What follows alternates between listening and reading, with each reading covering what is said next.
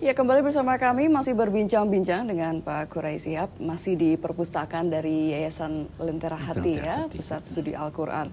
Kalau tadi kita sudah bicara terkait dengan deradikalisasi juga yang dilakukan, pendekatan dilakukan kepada para pelaku teror.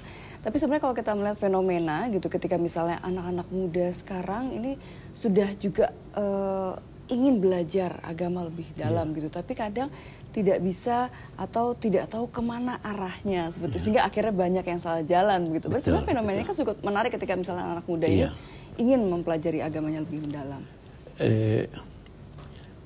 Salah satu, saya katakan salah satu sumber yang dijadikan oleh anak-anak muda untuk memahami agama adalah internet. Dan kita tahu internet itu baik, tapi kontennya belum tentu baik. Yang menulis di sana belum tentu orang yang mengerti, karena itu banyak kesalahan. Ini di samping giatnya kelompok-kelompok radikal menggunakan segala cara, antara lain teknologi internet. Nah, jadi kita perlu mewanti-wanti setiap orang bahwa harus benar-benar mampu memilih siapa yang dijadikannya teladan, guru, bahkan harus mampu benar-benar memilih buku-buku.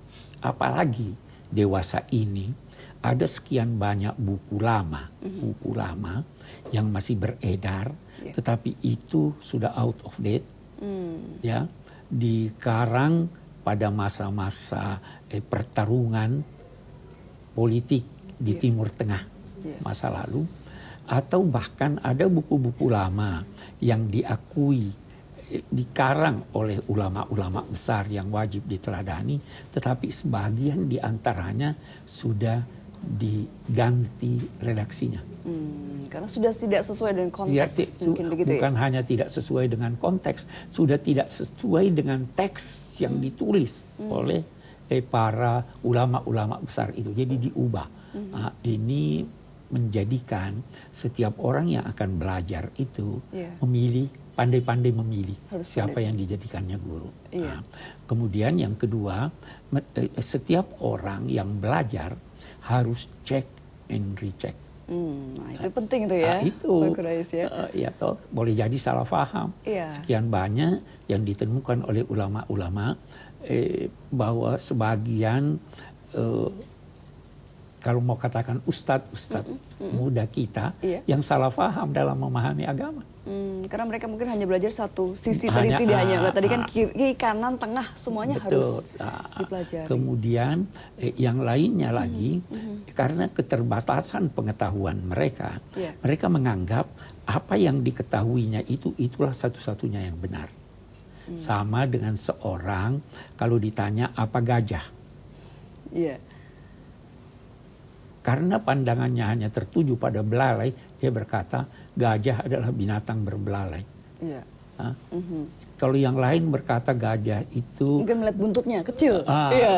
Jadi dia mestinya memiliki pengetahuan menyeluruh untuk minimal tidak mempersalahkan yang berkata bahwa gajah itu besar, gajah itu punya taring. Tapi karena keterbatasan dianggapnya hanya ini yang benar. Saya selalu berkata bahwa Tuhan dalam rincian ajaran agama tidak bertanya 5 tambah 5 berapa. Karena jawabannya hanya 1, 10. Tapi Tuhan bertanya 10 berapa tambah berapa.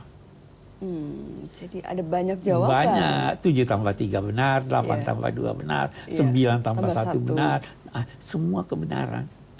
Selama kita tulus beragama dengan sungguh-sungguh mengikuti apa yang kita anggap benar, walaupun berbeda dengan yang lain, selama arahnya untuk kesatuan umat, untuk Tuhan, untuk ini, maka semua bisa benar. Kita tidak usah pertengkarkan itu.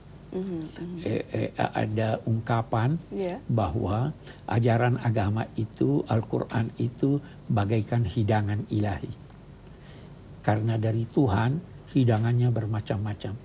Apapun yang Anda ambil itu benar dan disukai oleh yang menghidangkan. Yang menghidangkan. Ya kan, itu saya kira begitu. Iya. Tapi kemudian yang terjadi ketika misalnya tadi ada misal dai muda atau ustadz muda gitu, ketika hanya belajar sedikit tapi sudah merasa paling tahu begitu. Betul, kemudian ada juga memang juga menganggap bahwa wah ini adalah ustadz gaul misalnya atau yang segala macam gitu, dianggap kekinian begitu. Betul. Nah, bagaimana itu sebabnya itu salah satu program kita di Pusat Studi Al-Quran ini adalah ingin mengajak ustadz-ustadz muda ini untuk sharing dengan kita, berdiskusi dengan kita.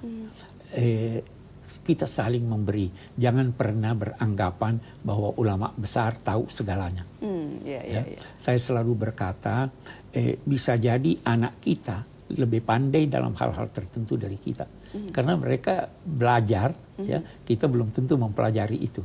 Nah, jadi kita target kita mudah-mudahan tahun ini, 3 tahun ke depan ini kita bisa menghimpun ribuan ustadz-ustadz yang mau sharing dengan kita, sehingga pengetahuan kita menyangkut mereka bertambah, dan pengetahuan mereka juga tentang agama dan tentang kita akan bertambah, sehingga akan melahirkan kedamaian di tengah-tengah masyarakat. Iya, jadi memang harus dirangkul ya, karena mendekati anak muda kan memang mungkin kalau ulama yang besar sudah terlalu diagungkan begitu, ada gapnya gitu, tidak bisa mendekati, tidak bisa berbicara dengan bahasa anak muda. Betul, itu yang kita usahakan.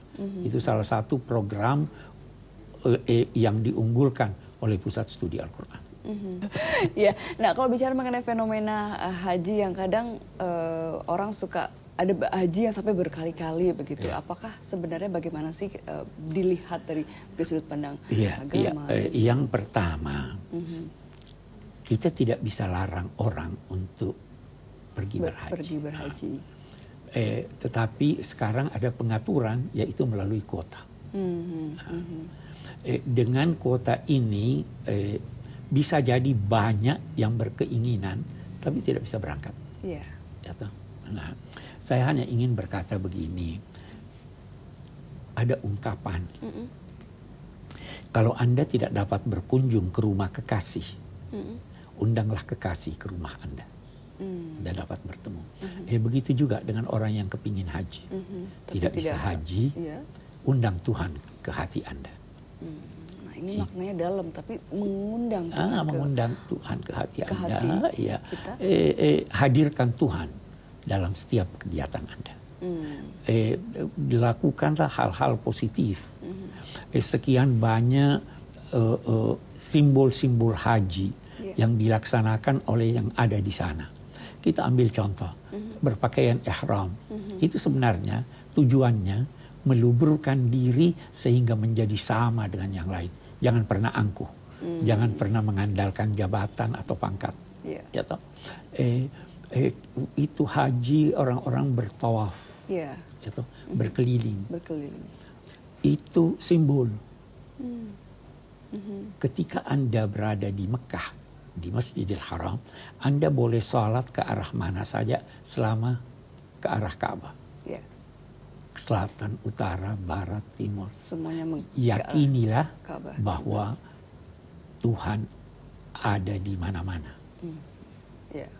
Anda berhaji, kalau tidak mampu pergi haji, menghadirkan Tuhan itu dengan menyadari bahwa di kantor Tuhan melihat Anda, di rumah Tuhan melihat Anda, dimanapun, karena Tuhan di mana-mana. Itu simbol-simbol untuk menghadirkan Tuhan. Anda lihat di haji ada simbol orang melontar, melontar setan. Ya. Sebenarnya itu simbol bahwa jadikanlah musuh utama Anda setan. Nah, itu makna-makna yang mestinya bisa kita hayati walaupun tidak pergi berhaji. Dan bisa dilakukan Dan sehari-hari bisa dilakukan, kalau iya. memang kita tidak mampu pergi. Jangan lantas berkata, oh tidak usah Ya pergi, udah, gitu saya bisa usah. ada. Ya, Nah, itu kewajiban agama. Baik. Saya kira begitu. Oke, baik. Kita akan lanjutkan kembali perbincangan yang menarik ini. Kami kembali usai pariwara berikut.